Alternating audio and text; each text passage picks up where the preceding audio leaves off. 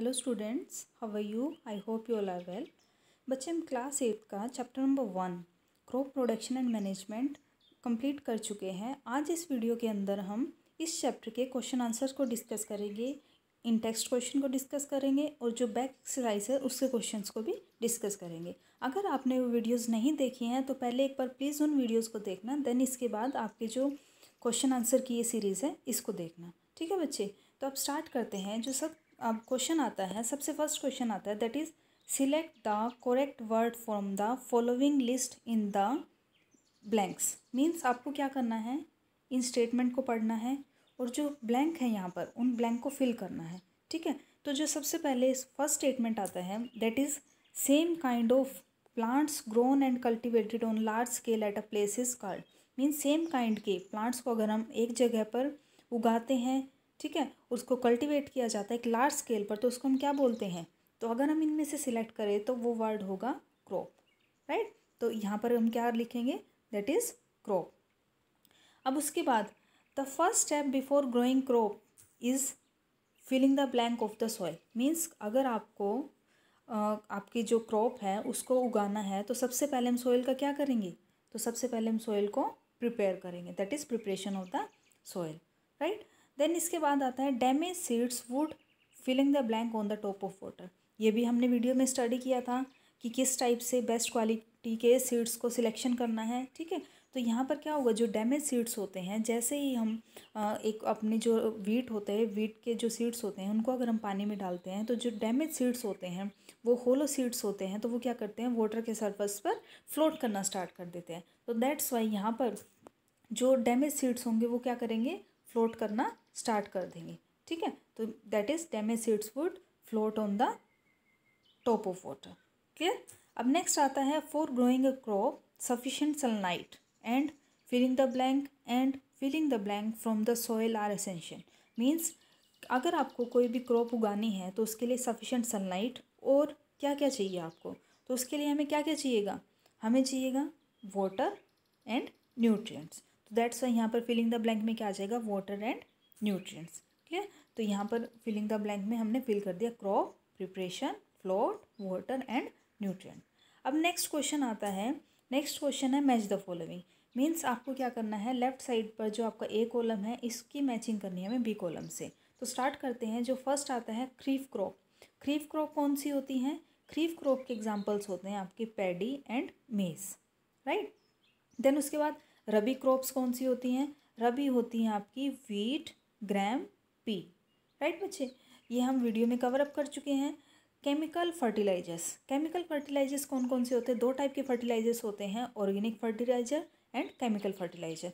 Chemical fertilisers are urea and super phosphate, right. Then उसके बाद जो ऑर्गेनिक फर्टिलाइजर हैं तो वो होते हैं आपके animal excreta, cow dung, urine and plant waste, right. तो जो आपका फर्स्ट मैच करेगा ई से, ठीक है, फर्स्ट मैच करेगा ई से, आपका सेकंड मैच करेगा डी से, और आपका थर्ड मैच करेगा बी से, और आपका जो फोर्थ मैच करेगा वो मैच करेगा सी से। आपका ए है वो एक्स्ट्रा दिया हुआ है, ये कहीं पर भी यूज नहीं होगा। क्लियर, ठीक है। अब नेक्स्ट आता है, नेक्स्ट क्वेश्चन है इसमें,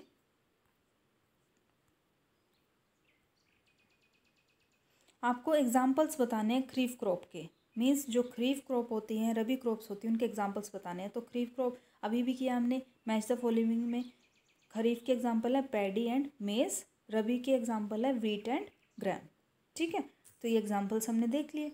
अब इसके बाद नेक्स्ट क्वेश्चन आता है, right a paragraph in your own words on the each of the following. Means आपको क्या करना है, जो ये आपके वर्ड्स लिखे हुए हैं, preparation of soil, sowing, weeding, threshing, तो इनके ऊपर आपको क्या करना है, पैराग्राफ लिखना है अपने वर्ड्स में। इन सारे टॉपिक्स पर हम अच्छे से डिस्कस कर चुके हैं पहले।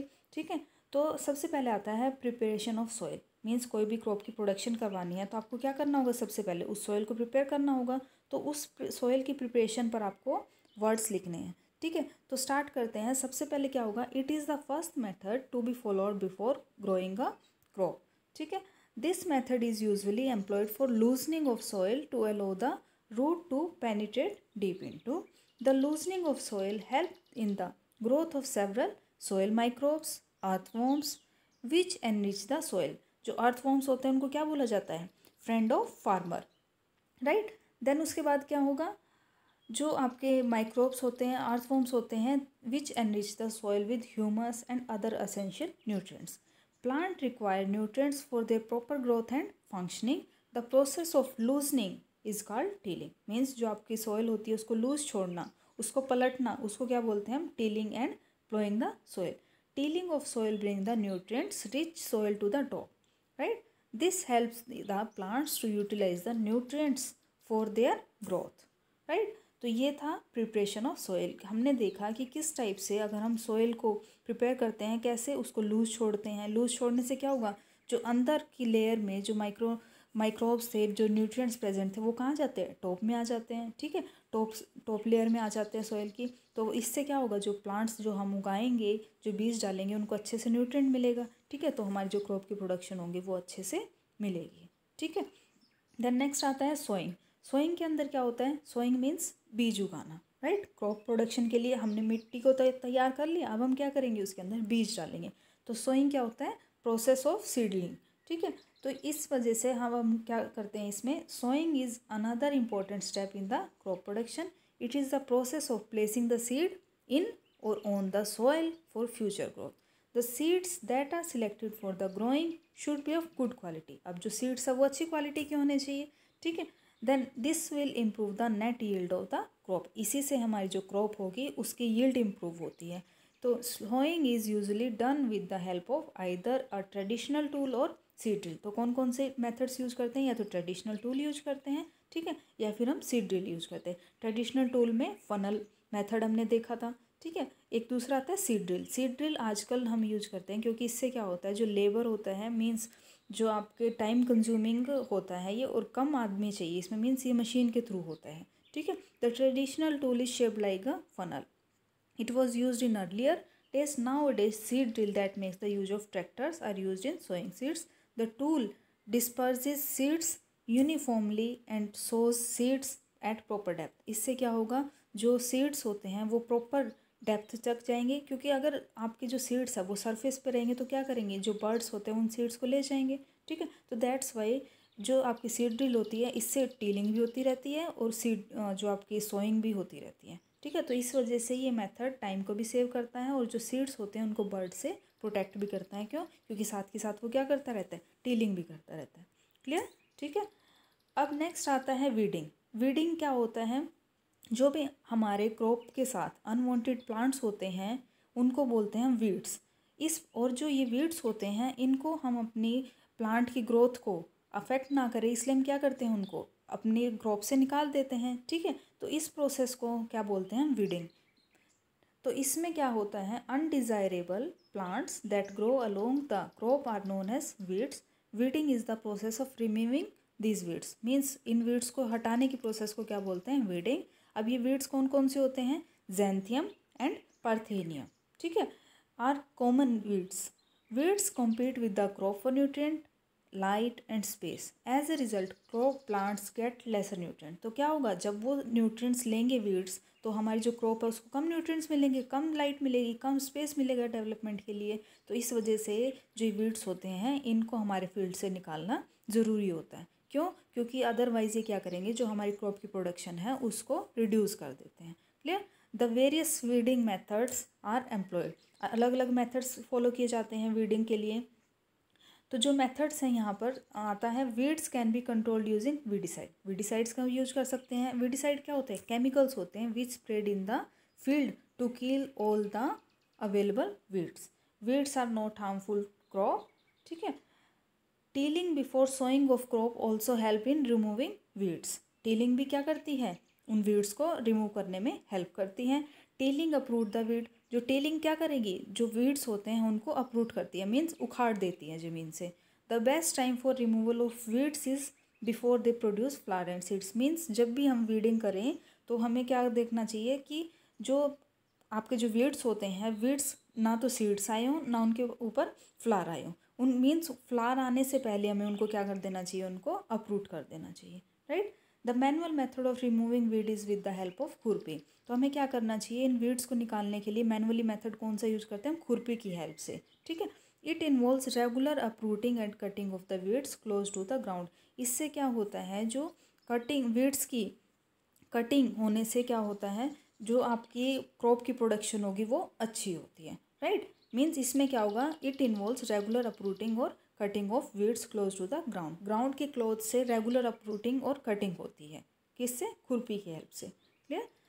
थ्रेशिंग। अब थ्रेशिंग क्या होता है, threshing is a process of separating grain और सीड्स फ्रॉम चैफ। मीन्स जो आपने अब फसल की कटाई करने के बाद क्या होता है, जो सीड्स होते हैं, सीड्स को भूसे से अलग करते हैं।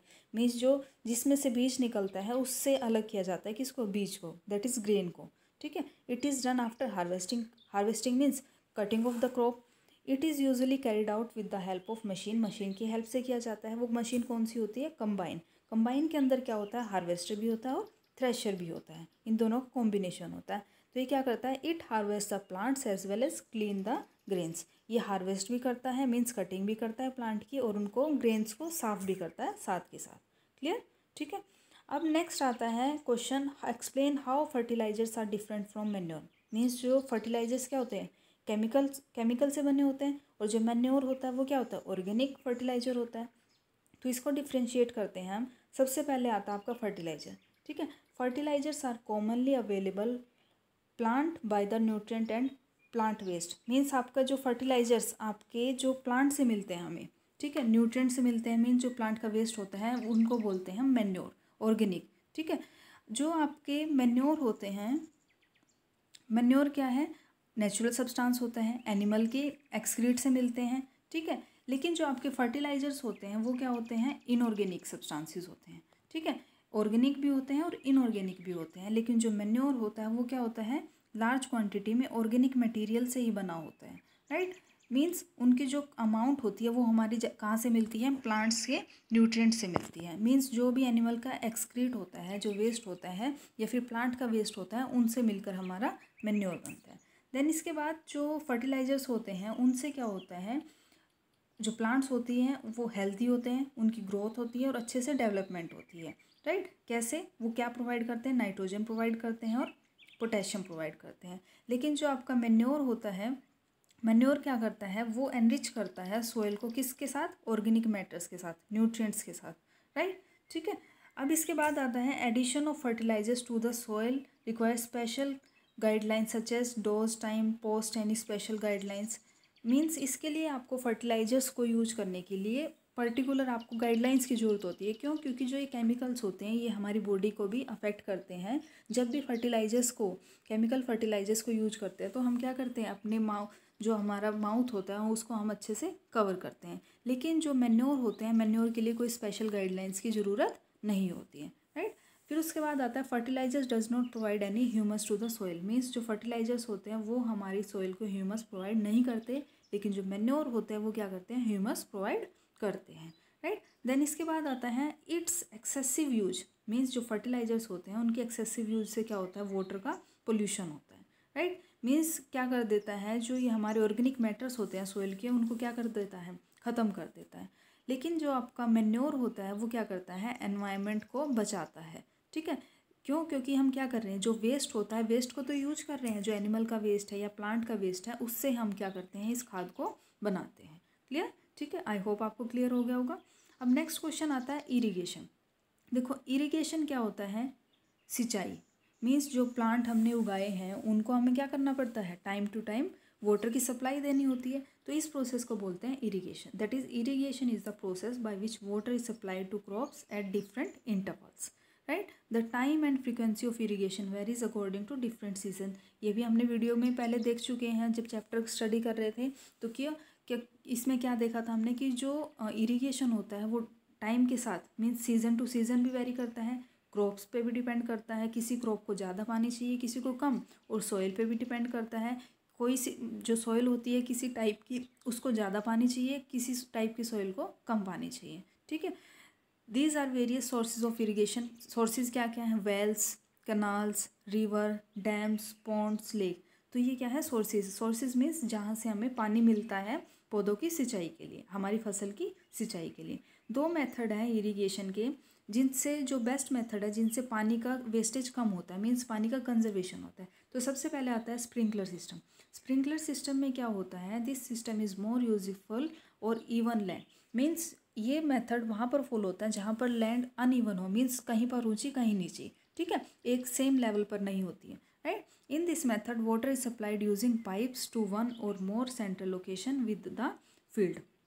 When water is allowed to flow under high pressure with the help of pump, it gets sprinkle on the crop. Means जब पानी हाई प्रेशर के साथ छोड़ा जाता है तो वहाँ पर जो स्प्रिंकलर्स लगे होते हैं वो क्या करते हैं, उन स्प्रिंकलर्स मीन्स वहाँ पर छोटे छोटे होल्स प्रेजेंट होते हैं, उन होल्स के थ्रू पानी जाता है, राइट। फिर आता है ड्रिप सिस्टम। ड्रिप सिस्टम में क्या होता है, छोटे छोटे बूंद बूंद की फॉर्म में पानी की सप्लाई दी जाती है जो प्लांट की रूट्स होती है, मीन्स रूट्स में near the roots of the plants पानी को डिलीवर किया जाता है, ठीक है। This is the most efficient method of the irrigation as there is no wastage of water. ये क्या है, सबसे बेस्ट एफिशिएंट मेथड है जहाँ पर पानी की कमी होती है डेजर्ट एरियाज़ में, तो ये एज अ बोन की तरह से काम करता है, मीन्स एज अ ये एक वरदान की तरह है, क्योंकि इसमें क्या होता है कोई भी वाटर का वेस्टेज नहीं होता है। क्लियर, ठीक है। तो यहाँ पर आपका ये क्वेश्चन कंप्लीट हो गया। अब नेक्स्ट क्वेश्चन आता है, if wheat is sown in the kharif season what would happen, means अगर गेहूं को खरीफ सीजन में उगाया जाएगा तो क्या होगा, ठीक है। तो देखो बच्चे, if wheat is sown in the kharif season मतलब जून से अक्टूबर, राइट। जब जून से अक्टूबर में अगर खरीफ को उगाया जाएगा तो whole crop might get destroyed, पूरी की पूरी फसल खराब हो जाएगी। क्यों, क्योंकि many factories such as lack of optimum temperature, adaptability, availability of pest etcetera kharif season include the rainy season. क्यों, क्योंकि जो खरीफ सीजन होता है उसके अंदर क्या आती है, बारिश आती है, which is not favourable for the growth of wheat, जो कि पानी जो आपका वीट होता है उसको तो ज़्यादा पानी की रिक्वायरमेंट नहीं है, तो दैट्स वाई वहाँ पर क्या होगा, जो वीट की क्रॉप होगी इस सीज़न के अंदर पूरी डिस्ट्रॉय हो जाएगी। क्लियर, ठीक है।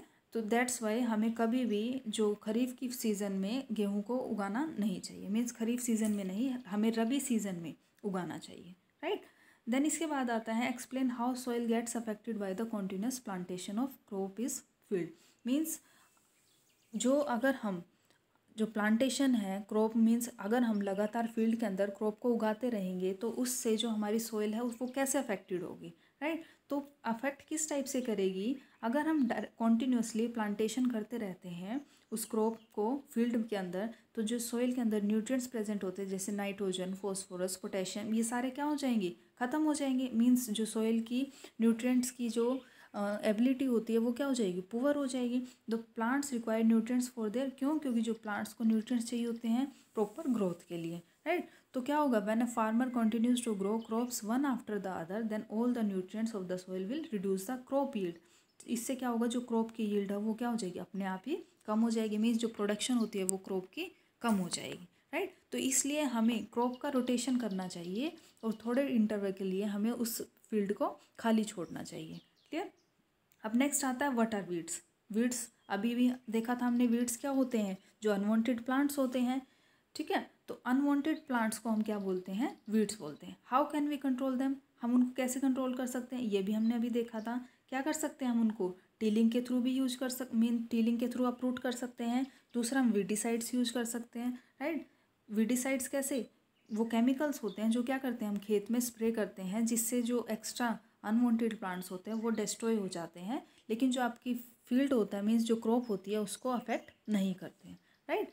देन उसके बाद हम क्या करते हैं, खुरपी के थ्रू भी हम क्या कर सकते हैं, उनको रिमूव कर सकते हैं, राइट। टीलिंग के थ्रू भी हम क्या कर सकते हैं, उनको रिमूव कर सकते हैं। तो ये मेथड्स हैं जिससे हम क्या कर सकते हैं, अपनी फसल को बचा सकते हैं।